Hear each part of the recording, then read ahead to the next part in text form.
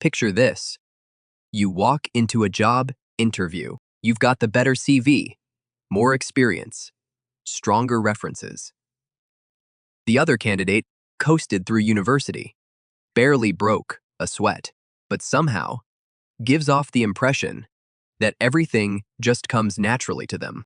University College London tracked exactly this scenario and found that 60% of hiring managers picked the natural over you, not because they were better, because they looked like they never had to try. That is the reward you collected for all those late nights and early mornings. A rejection letter. Now, sit with that for a second. Because if you are anything like the 71% of British adults surveyed by YouGov, you've spent your entire adult life believing one very specific story. Work hard, get recognized, get rewarded. That poll covered over 2,000 people, and nearly 3/4 of them were absolutely certain the system notices effort. The system does notice effort. By the way, it just doesn't pay for it the way you think. Since the mid-1970s, your wages, adjusted for inflation, have crawled upward by about 24% across 45 years. That is not a generation of progress. That is a rounding error stretched across your parents' career and yours combined. Meanwhile, the people sitting in the corner offices watch their compensation climb by 1,085% over the same window. Today, a single chief executive takes home what roughly 300 of their own employees earn put together. 300 people dragging themselves out of bed every morning, commuting in the rain, skipping lunch to hit a deadline. And the sum total of all that collective grinding equals one person's package. You were told the ladder was there for anyone willing to climb it. Turns out, the ladder was bolted to someone else's wall the entire time. And here is what really stings. We don't even respect the climb when we see it up close.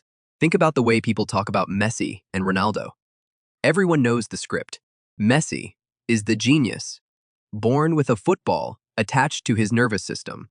Ronaldo is the workhorse, manufacturing greatness in the gym at 5 in the morning.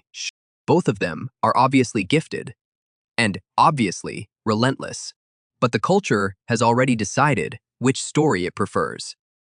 The effortless one. Investors in one study chose to back an entrepreneur with a lower IQ and thinner track record purely because someone described them as a natural.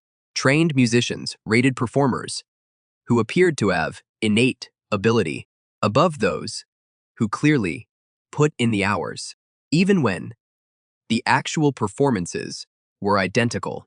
We plaster motivational quotes about hustle on our Instagram walls and then quietly penalize the people who actually look like they're hustling.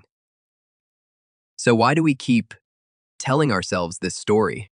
A researcher called Azim Sharif designed an experiment that strips the question down to its bones. Imagine a bloke called Jeff. Software has just replaced his entire role at work, but his contract still has 3 years left on it, so the company has to keep paying him regardless. Jeff can either stay home, collect the check, and get on with his life, or he can keep showing up every single day to do work that a machine is already doing better and faster. The people who heard about the Jeff, who kept going in every morning, thought he was a bit dim, frankly, less competent, but they also called him warm, trustworthy, moral, a good person. Think about what that actually means. Jeff earned his gold star in people's minds by doing something that made zero economic sense. He was rewarded with approval precisely because he chose the irrational option. That is not a work ethic. That is a ritual, and you've been performing it your whole life without once checking whether the congregation was actually handing out anything. at the end of the service. So here is what I want to know from you. And be honest. If you won the lottery tomorrow, would you still show up on Monday? Drop your answer below, because the reason most people lie about that question tells us everything about where this wealth gap actually begins. Now, you might sit there thinking, well, maybe those CEOs just work that much harder. And that instinct, that gut reaction, is exactly the trap. A 2023 research paper called The Moralization of Effort dissected something fascinating about the way our brains operate. Someone drags themselves into the office at 6 in the morning, stays late, never complains, and our brain fires off a signal. Good person, trustworthy, deserving. It doesn't actually check whether that effort produced anything valuable. It just sees the sweat and stamps it with approval. Think about it like this. If a mate asks you to sponsor them for charity and tells you they're running a marathon, you'll probably reach for your wallet faster than if they said they were going to sit on the sofa playing video games for 5 hours. The money goes to the same charity. Either way, the outcome is identical, but your brain rewards the suffering, not the result. We've been trained at a neurological level to worship the grind itself, completely detached from what the grind actually produces. And that is precisely how the system gets away with it. Because while you were busy being morally admirable, being the person who shows up early and leaves late, the productivity you generated was quietly siphoned upward. The average worker today produces 70% more output than someone doing the same job in the 1960s. 70%. That is not a small efficiency gain. That is a transformation. You're doing nearly twice the work your grandparents did, and yet the hours haven't budged. You're still sat at that desk, still on that shop floor, still stacking those shelves for roughly the same amount of time every week. Back in the 1930s, the economist John Maynard Keynes looked at where productivity was heading and made a prediction. He said that by now, we only need to work about 15 hours a week. 15. He wasn't some fringe crank. He was one of the most influential economic minds of the 20th century, and his math was sound. The productivity gains he anticipated did arrive. We got them. Every single one. But instead of those gains translating into shorter hours or fatter pay packets for ordinary workers, they vanished upward. The surplus went somewhere, just not to you. So you've got two pieces of evidence sitting side by side now. On one hand, a psychological mechanism that makes you feel virtuous for working hard, regardless of what you get back. On the other, an economic reality where your increased output has been decoupled from your compensation for nearly half a century. One keeps you compliant, the other keeps you poor, and together, they form a kind of perfect trap, because the harder you work, the more moral you feel, and the less likely you are to stop and ask where all that extra value actually went. Picture someone sitting at a desk at 6:30 in the morning, shoulders locked, jaw tight, breath held somewhere between his ribs. He is staring at a blank screen, willing words onto it, like he can squeeze productivity out of his own skeleton. His body already knows what his bank balance will take years to confirm. All that tension, all that grinding, all that staying late and skipping lunch, none of it is building anything that belongs to him. And that right there is the part nobody wants to talk about. The question isn't whether you work hard. Of course you do. The question is who profits from the fact that you do. A YouGov study found that 1 in 3 British workers feel their job makes no meaningful contribution to the world. 1 in 3. But it gets stranger. In financial services, one of the highest paying sectors in the UK, the place that hoovers up the sharpest graduates and the most ambitious climbers. Over half the people working there said their jobs feel pointless. The sector that moves the most money has the most people who can't explain what value they actually create. Meanwhile, the work that everyone agrees matters, the caring, the teaching, the nursing, sits at the bottom of the pay scale. That is not a coincidence. That is a sorting mechanism. The system doesn't pay you for the meaning your work generates. It pays you based on your proximity to ownership. There was a bloke who worked in finance sales. Good job title. Looked impressive on paper. Every morning, he'd pull up a list of phone numbers he already knew went straight to voicemail and ring every single one just to bump his call stats, just to make the dashboard look right. Then he'd spend the afternoon doing the actual work. A handful of real conversations that might lead somewhere. 80% of his visible output was theater, and he knew it.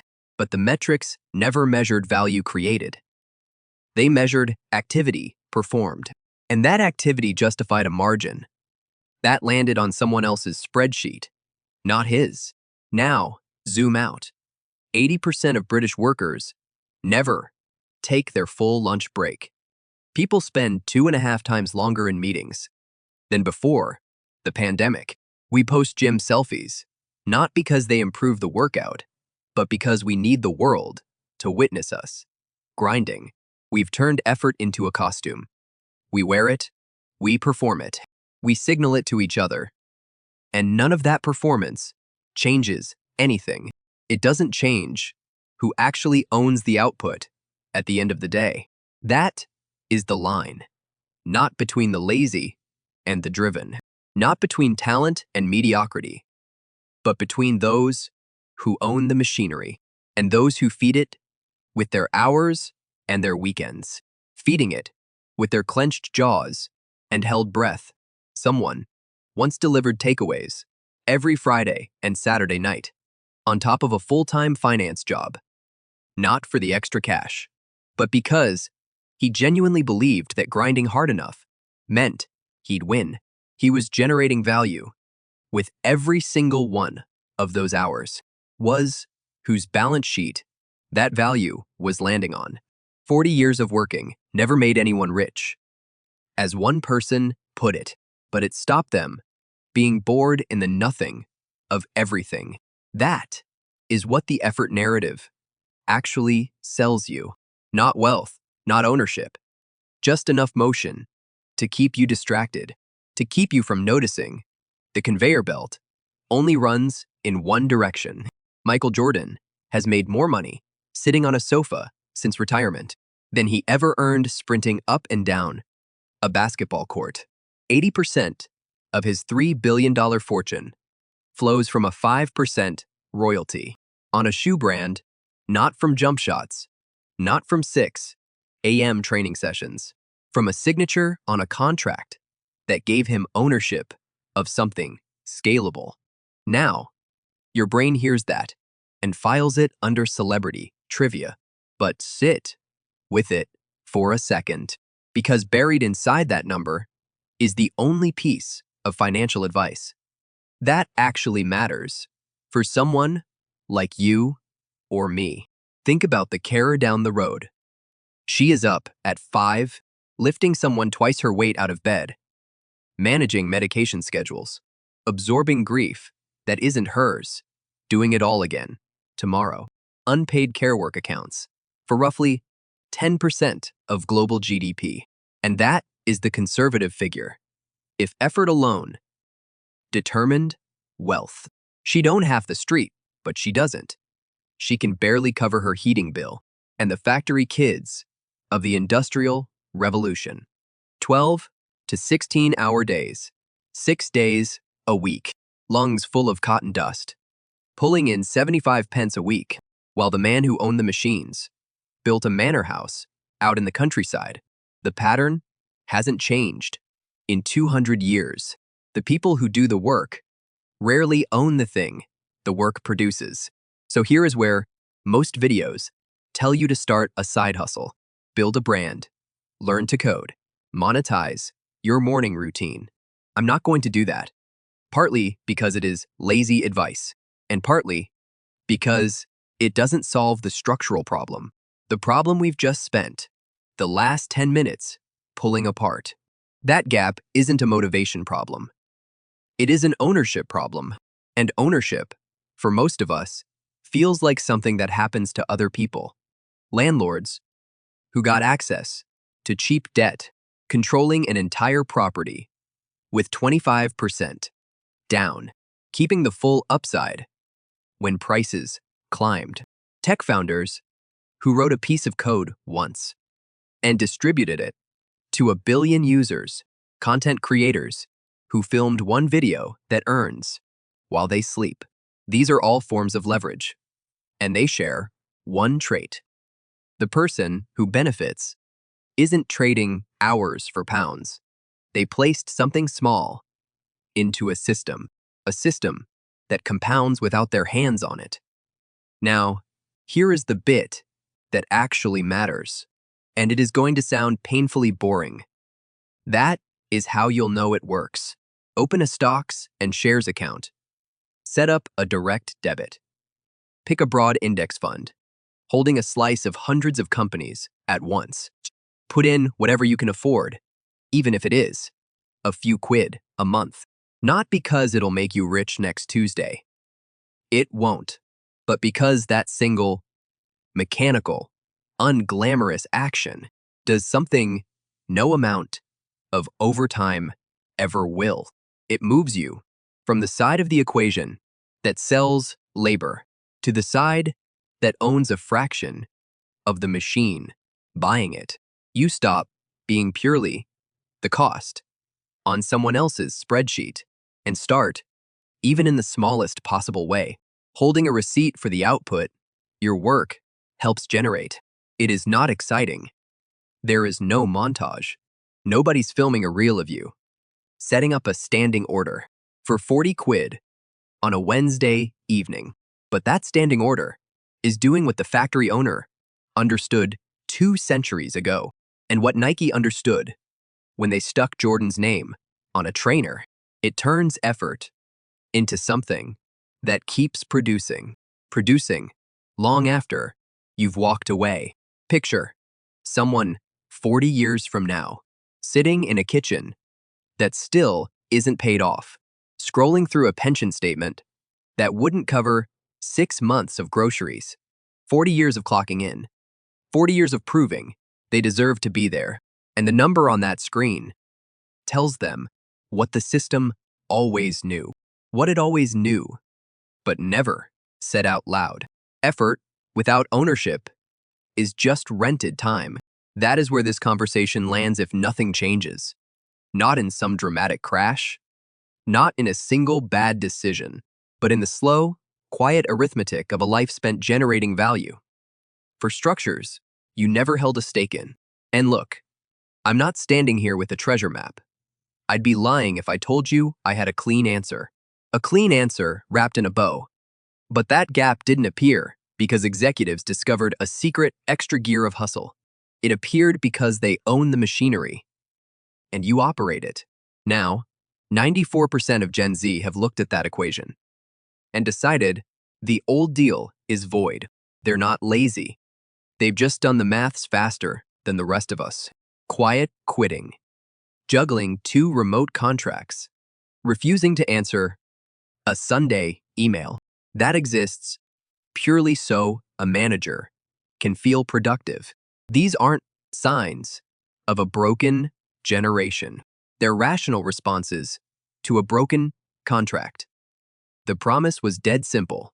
Work hard, land a decent job, buy a home. For millions of people, that sequence no longer resolves. It just loops. So, where does that leave you, practically, on a Tuesday evening, with bills to pay and no trust fund in sight? It leaves you with one honest move. Not a get-rich scheme, not a side hustle, fantasy, just a shift in where your effort actually lands. There are roughly 5 to 600 employee ownership trusts operating in the UK right now, the hardest working person on the planet and the person in the middle aren't doing drastically different things with their days, but the wealth distribution between them looks nothing alike. The difference was never discipline. It is whether your work feeds a system you own or one that somebody else does. So before you close this and scroll past, answer me one honest question in the comments, because I genuinely want to know what percentage of your daily effort right now is building something that actually belongs to you.